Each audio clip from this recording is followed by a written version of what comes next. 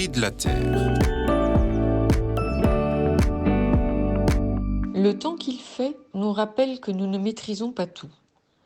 La pluie continuelle depuis plusieurs semaines nous fatiguait.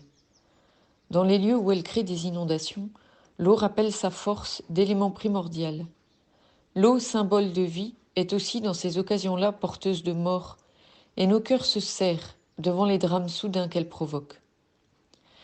Dans sa conférence à notre 33e journée paysanne nationale, il y a 3 semaines, Martin Stéphane citait Nietzsche qui disait de la nature qu'elle était cette indifférence faite puissance, cet être sans pitié ni égard, fécond, aride et incertain tout à la fois.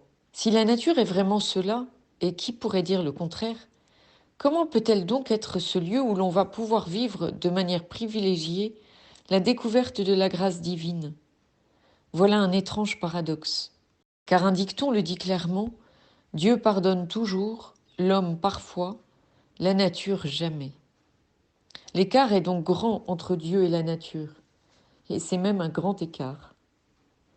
Ce que nous expérimentons, c'est que cette part d'indifférence que porte en elle la nature et qui nous blesse appelle notre part de travail. Pour s'adoucir, se réguler, s'embellir, la nature doit être travaillée. Le paysan lui donne sa sueur, qui est un peu de sa chair et son sang, pour qu'elle puisse produire du fruit, le fruit dont on a besoin. Mais quand il a fait cela, le paysan sait que ce n'est pas lui qui produit le fruit. Toute sa sueur ne produirait rien si la graine n'avait en elle-même l'énergie vitale qui fait grandir la plante. Dans le fruit, il y a donc la gratuité du don. J'ai travaillé, mais ce que je reçois, ce n'est pas moi qui l'ai fait.